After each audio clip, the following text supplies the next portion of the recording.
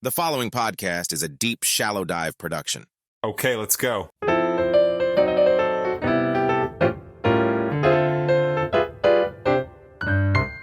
All right, party people, our boy RayD has teased this for what feels like a year, even though it's only been like a month. That guy repeats himself so dang much, he really makes a month feel like a year.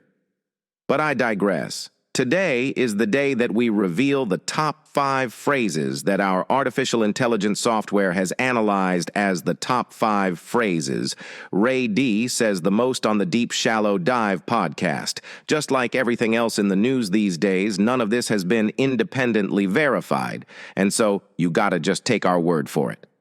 Shucky ducky quack quack. Okay, let's unpack this. Number 5, I'm not gonna lie. Well, I would hope not. Number 4, at the end of the day. Number 3, to be honest with you, I'm noticing a theme here. Number 2, call a spade a spade.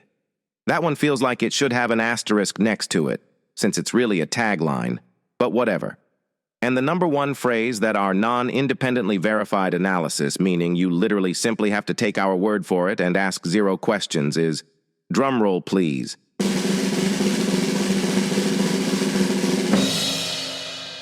That's insane. Yep, that's insane. Well, there you have it, folks. That's insane. I'm not gonna lie, at the end of the day, I have to be honest with you and call a spade a spade. Wow, see what I just did there? That was insane. Okay, gotta go. All right. It's all fun and games until RayD gets made fun of by artificial intelligence that was programmed by RayD. All right, people, there you have it. The highly anticipated top 5 phrases that I tend to say a lot. And you know what? I do say those phrases a lot. So, hey, here's another one, actually. It is what it is. Actually, I don't know if I say that too much on the podcast, but I definitely say that a lot in my real life. Anyway, hope you guys got a good laugh out of that, as I did. But I am so glad to be able to joke around a little bit too. You know, I wanted to start today off with just a little real talk and honestly, just a little real conversation. You know, I went back and, I mean, I've said it before. I go back and I listen to my episodes on a daily basis. I really do. You know, I'll listen to the episode pretty much first thing in the morning when I get up, you know, after making some coffee, kind of going through my emails and all that. I'll have the episode playing for the first time. And then I normally do listen to it again later in the day when I go on my run. And I will have it, you know, playing through my AirPods so I can listen to it through the AirPods just to make sure, you know, it sounds good through headphones and there's no hissing or things like that. But yesterday, after I listened to it for the second time, you know, I was like, man, that was, I really was pretty, I guess, animated. No, that's not the right word for it. I don't know. I felt like I was a little bit harsh on Israel for that matter. And honestly, I feel like maybe that's the first time that, I don't know, maybe a little personal anger came out about that situation. And, you know, I really do feel bad about that because, again, what I think I should have done many episodes ago, but to be honest with you, I'm just kind of figuring this out now is, you know, I really do want to differentiate between the country of Israel and honestly the government of Israel. And that right now obviously is centered around Benjamin Netanyahu. You know, he is the prime minister. He is a far right-leaning prime minister. And I really do want to delineate and differentiate between the people and the country of Israel, definitely the people, but also the country of Israel, and then the government. And again, you can dial that down to Netanyahu and maybe some of the other guys, like a few of the other former prime ministers. I've quoted or I've played some segments from Naftali Bennett a few times, and I'm going to play more from these guys because, they're the spokesperson. And again, what I'm realizing is they're not the spokesperson for the country, even though they are, but they're speaking for the government first and foremost. And, same thing on the other side. When it comes to the Palestinian people, say what you will about them. And one thing I'm trying to understand is, they did seem to elect Hamas into leadership. I think that was back in 2005. I haven't really dug into that yet, so I'm going to dig into that. But when I talk about Palestine, I'm talking about the people. I'm talking about the innocent civilians. I'm talking about the 3-year-old kid that, that was where he was born versus being born in Los Angeles, California, And so the innocence of the people yesterday with that refugee camp being bombed, where I thought it would have been much more common sense. Remember, we're trying to look through all of this through the lens of common sense. And to me, common sense was to get surgical. It was to go in and do a special operation surgical attack, extract that one individual. If you want to, hang them in front of everybody, that's fine with me. I'm good with that. I have no sympathy toward any terrorist. I have no sympathy toward really anybody that kills innocent civilians and human beings. And I mean, if you really think about that, you can decide what you define as a terrorist, I'll leave it at that.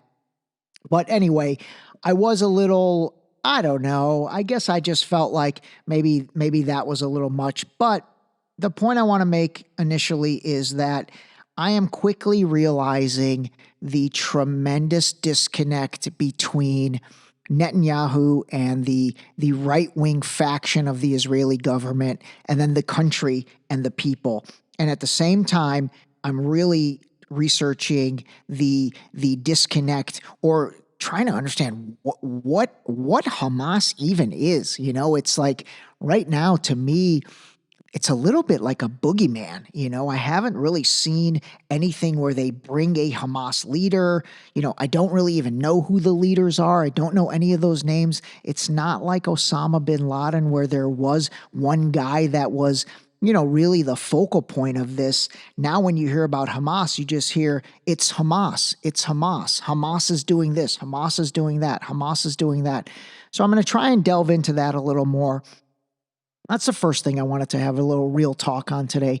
And then the second thing was I had a great conversation with one of my interns. Yes, the Deep Shallow Dive currently has 2 interns. They're both awesome. David and Calvin, these guys are crushing it for me. It's really, really been enjoyable.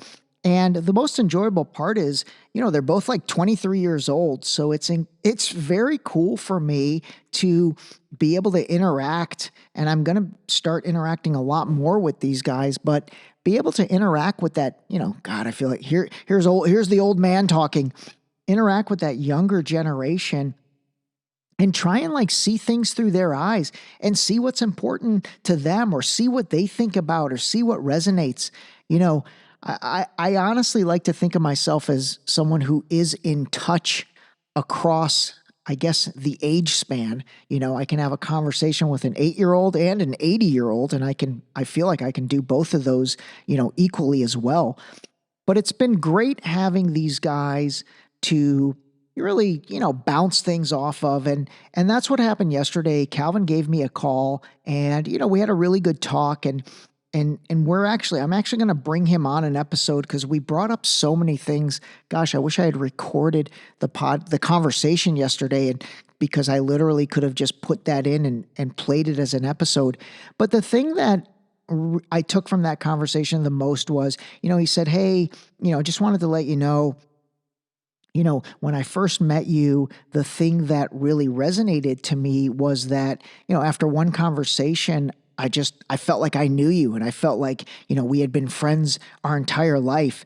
And sometimes when I listen to your podcast, I don't feel your personality coming through the way that I think it deserves to come through. And so I kind of asked him, well, hey, which episode? What are you talking about? Do you think I'm too serious and all that? And anyway, long story short, he gave me a lot of amazing feedback. And I realized that, I've said this a few different times, but man, it's, I'm trying to be 100% raw and unfiltered RayD myself. And I think that I'm still not there. I really do. And especially after that conversation with Calvin, and especially when, a 23-year-old hears that, he heard a different tone from me. And, we did delve in a little more. And I think a lot of that was the most recent few episodes. Really, actually, maybe when we started talking about this Israel-Palestine situation. And so I did say, well, I do think obviously this is such a serious situation and, people's lives, human beings, innocent human beings on October 7th on the Israeli side lost their life. And then innocent human beings since October 7th, really on the Palestinian side, continue to lose their life. So maybe what you're not hearing in these episodes is because, I don't know, maybe it's because of an underlying respect I have to those, people that lost their lives unnecessarily. And that's causing me to, maybe not be myself as much on the episodes. But anyway, I appreciated the conversation and I feel like I'm better from it. I really do. And so I'm going to have Calvin on, and it might even become a regular segment, but I think it's cool having a perspective of, a young person. Obviously, I did share with you guys, I am in the process of bringing different guests on, guests that maybe specialize in a certain thing, or guests that basically could add a different value and a different perspective. So we will be bringing guests on here pretty soon. So I think that'll be really cool. But at the end of the day, oh God, I do say that a lot. Holy mackerel, that's so funny. Now that I finally put that beginning segment together, I'm going to be so much more cognizant of these phrases. All right. So anyway, I just wanted to start off with that today. I wanted to start off with, again, a little bit of an apology if yesterday's episode triggered anybody. I mean, obviously I do and did have strong feelings about the way that refugee camp was handled.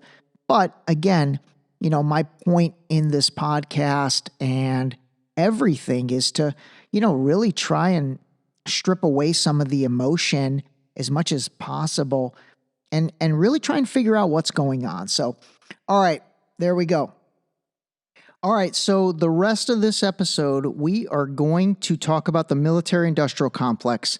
I've mentioned the military-industrial complex a few different times probably over the life of this podcast.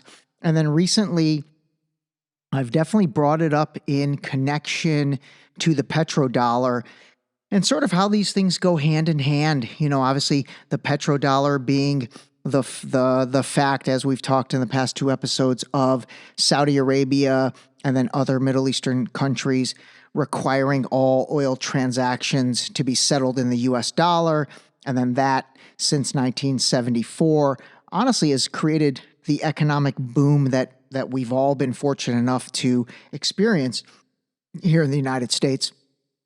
But the military-industrial complex goes back even a little further, back to 1961, and Dwight D. Eisenhower, President Eisenhower. So listen to this real quick. For president, I for president, I for president. You like Ike, I like Ike, everybody likes Ike. When retired World War II General Dwight David Eisenhower ran for president, he was hailed as a military savior, an all-American hero from the plains of Kansas. Vote for Eisenhower. No one expected that in his farewell address he would identify and oppose the emergence of a new power constellation, the military-industrial complex. In the councils of government, we must guard against the acquisition of unwarranted influence whether sought or unsought, by the military-industrial complex. All right, so this is interesting. So basically, in his farewell speech, literally like his farewell speech out of office, where he was basically transitioning power to John F. Kennedy. And actually, one thing really quick. So Richard Nixon was Eisenhower's vice president, okay? So Richard Nixon was vice president for Eisenhower. And then after Eisenhower, Kennedy was president. Lyndon B. Johnson took over for Kennedy after he was assassinated. And then Richard Nixon was president after Lyndon B. Johnson. And remember, Richard Nixon was the dude in charge of overseeing the petrodollar. That's interesting. Oh gosh, I realize I say that's interesting a lot too. But I didn't realize Nixon was kind of a thread through those two things, the military industrial complex underneath Eisenhower, and then really going through Kennedy and Lyndon B. Johnson and the petrodollar. I'm actually kind of interested in Richard Nixon. I might have to do a deep, shallow dive into him. But anyway, what I was going to say before I play you the next clip is, Eisenhower was kind of a warmonger. I mean, during his presidency, he was very pro-military, very I don't know if I'd say pro-war, but yeah, he definitely had a reputation of being friendly to the military. So when he gave that speech, or that portion of the speech in his farewell address, where he basically warned the country about the military industrial complex, there's been a lot of, I guess, speculation in terms of, what caused him to do that, what had changed in terms of his opinion through all that. Because again, like I said, during his presidency, and really from what I read, his entire political career, he was very pro-military. It was different than John F. Kennedy. Remember when Kennedy became president, one of his first orders of duty was he wanted to withdraw us from Vietnam. And if you haven't listened to the DSD exclusive on John F. Kennedy, it is episode number 18. It's the JFK Unwind, we called it. So, so Kennedy definitely was, I don't know if I'd say anti-military, but I think he recognized the military-industrial complex and all of that. And honestly, a lot of people think that's what got him assassinated. His desire to withdraw out of Vietnam and to kind of, ruin that money train. That's what people think took him out. That's exactly what I personally think took him out. And so, but with Eisenhower, he really wasn't that guy. But then he gave that speech and really, God, warned everybody. And his warning, turned out to be completely accurate. All right, let's listen to this next clip. Writer David Swanson believes that this military-industrial complex relies on wars or the threat of wars to stay in business. President Eisenhower pushed war propaganda in the very same speech and throughout his career, but he could not have been more right. I think he probably did not imagine how huge the problem of what he called the military-industrial complex would become. I describe it as a banker bailout every year. It is $1 trillion, over $1 trillion every year into the machinery of mass murder. It is over half of federal discretionary spending from the U.S. government. It is as much and more than all other nations of the world put into the military each year. It is much of it unaccountable. The Pentagon routinely loses quantities of money that are as much as most of. All right, that clip cut off. But basically, think about some of the stuff you just heard. They're actually a lot of the things we've talked about in the past few episodes. They talked about the budget, the military spending budget on a yearly basis being upwards of $1 trillion. They talked about much of the money being unaccounted for. If you remember a few episodes ago, I played for you a clip from Jon Stewart where he was interviewing someone from the Secretary of Defense, and the Secretary of Defense, the Defense Department has failed their audits for the past 5 years. You've got contracts of $850 billion, $1.7 trillion with defense contractors such as Raytheon, and Lockheed Martin and these guys, not able to be audited properly. So, a lot of the things that David Swanson talked about, we've touched on in the past few episodes. And again, this stuff really does tie together. Now we're talking about 1961, Eisenhower giving that speech about the military-industrial complex. Think about it. 1963, Kennedy, president, hey, we're getting out of Vietnam. And then he gets assassinated. Lyndon B. Johnson, who comes in as the vice president to then become president, one of his first acts and duty, and again, you can listen to all this in the Kennedy episode, he basically says, okay, hey, we're going back in Vietnam, and not only are we going back in, but he doubles and triples down, and you all know kind of what happened with the Vietnam War. I'm going to do a deep, shallow dive on that, because honestly, I can't say I'm an expert in the Vietnam War, so I'd like to get educated on that more, but I know it did not turn out to be what it was supposed to be. And I know that from watching Tom Cruise in Born on the 4th of July. That was an awesome movie. Ron Kovacs. Ron Kovacs. That was his character's name. That was a great movie. That was before Tom Cruise got a little bit weird. Okay. So anyway, this stuff all really does tie together. 1963, Kennedy assassinated, Lyndon Johnson back in the game. 71, 73, the petrodollar comes into existence through Nixon. So it's pretty amazing when you start to piece all these things together. And what is the common thread? The common thread is money, dinero, greenbacks, all that. It's money, man. And it's a lot of money. We're talking about a lot of money. All right. So, let's go through, we go through the 70s, the petrodollar comes into play. And then this is something that I've kind of pieced together. And ironically, now Russia gets tied into this. So as we talked about, oh my gosh, was it last episode or the one? Yeah, I think it was the one before, the initial petrodollar stuff. When Reagan really took office in 1980, that was the beginning of the end for the USSR. And so throughout the 70s, when Nixon really put the petrodollar in play, the United States basically became so wealthy during the 70s that I personally think that's what enabled us to kind of do away with the USSR and dismantle that country.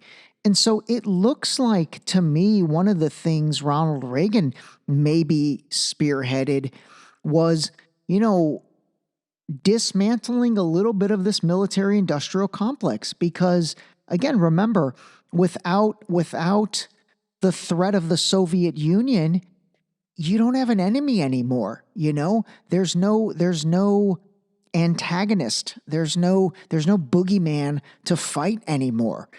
And most importantly, there's no need for all those weapons and all those defense contracts. I mean, those are like billions and billions, tens of billions of dollars. So listen to this. This clip actually kind of speaks to that to an extent. And it talks about how, everything was rolling until it wasn't. On Christmas Day 1991, it all came crashing down when Mikhail Gorbachev announced the dissolution of the Soviet Union. The military-industrial complex was built to fight the Cold War, and suddenly it was over.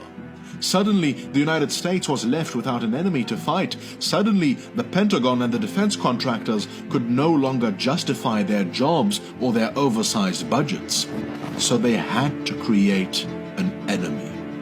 All right, that dude's voice is a little dramatic, but listen to the content. Honestly, I really like the way this story lays things out. Because again, remember, so like right now we're in 1991 and there is no more Soviet Union. Remember, there's no more, we don't have an enemy, and therefore we need an enemy. And by we, I mean the defense contractors and the military-industrial complex. In the 90s and 2000s, that enemy was the war on terror, rising Islamic fundamentalism, Iran and Russia.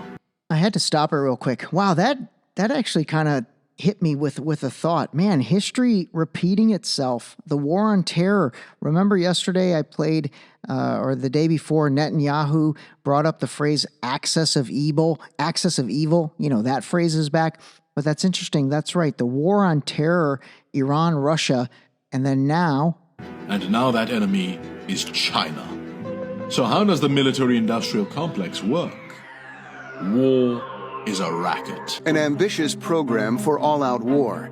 The stated goal of a group to which Richard Pearl belongs, the neoconservatives. All right, so now we're getting into the Bush era, really Papa Bush.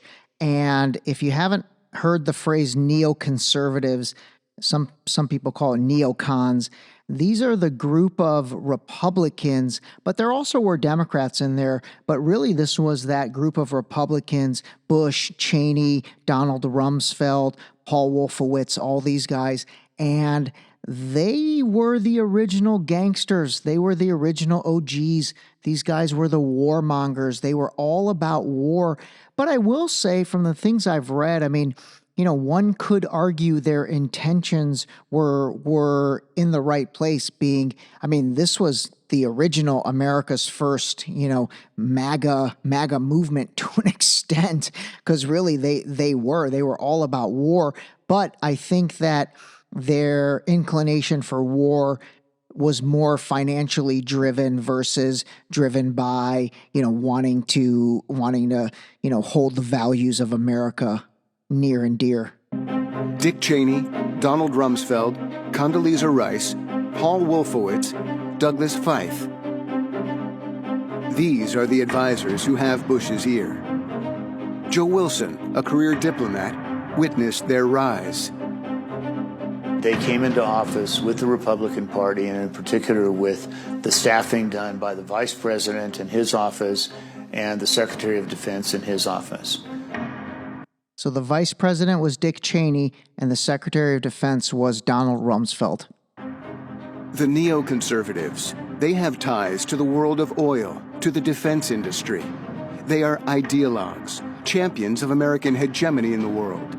Saddam Hussein, an unpredictable provocateur, is their bête noire. All right, so they mentioned Saddam Hussein, but what I want to really focus on, and again, we're going to talk about the military-industrial complex a few different times, so I don't want to be overwhelming today, so I'm just going to play a couple more things and then probably wrap it up. But, this was all about destabilizing countries, and really the Middle East was the primary place. They were all about destabilizing the Middle East. Now, again, you can tie that back to oil.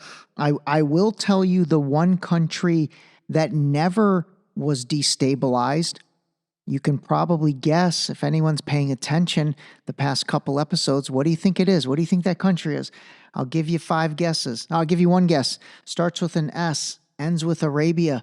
Yeah, Saudi Arabia. Saudi Arabia was never destabilized because Saudi Arabia played ball with the petrodollar. I'm telling you, this stuff is definitely linked. They played ball. I'll tell you who did not play ball when it came to oil: Iraq, Iran, Lebanon, Syria, Libya. Those countries did not play ball, and they all ended up being destabilized. There ended up being chaos there. Okay, give a listen to this guy. I am really going to try and get this guy on the podcast because I find him fascinating. This is a Democratic general named Wesley Clark, and he was one of the generals during that time. Very, very high-level guy. And then he's had a couple speeches that have really gone viral and that I've really enjoyed. I think I've played a couple of them before. I'll go back and look, and if not, I'll play them next episode. But listen to this speech he gave. I think this was in Washington, D.C. in like 2005.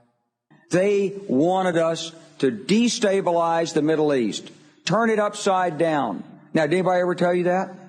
Was there a national dialogue on this? Did senators and congressmen stand up and denounce this plan? Was there a full-fledged American debate on it? Absolutely not. And there still isn't. All right, that was General Wesley Clark. There's another great speech on that he gave. Gosh, I feel like I've played it before. Maybe it was in the 9/11, 9/12 episode. I'll go back and listen to that. If I haven't played it, I'll definitely play it in the next episode. Even if I have, maybe I'll play it again because it was really good. Because he talked about how, they told him at the Pentagon that we're planning on attacking 7 countries in the next 5 years. And ironically, we did end up attacking a lot of those countries. Anyway, I think that's a good start on the military-industrial complex, hopefully. I will say the best example of that was Afghanistan, because again, if you think about Afghanistan, actually, you know what? Listen to this clip first. Afghanistan is the longest war in American history. After the terrorist attacks on September 11, 2001, America and its allies invaded the country. The Taliban, the hardline Islamist group that ruled over Afghanistan, had sheltered al-Qaeda and its leader, Osama bin Laden. Nearly 20 years later, the conflict has achieved very little. It's a country in ruin. The Taliban still controls much of it.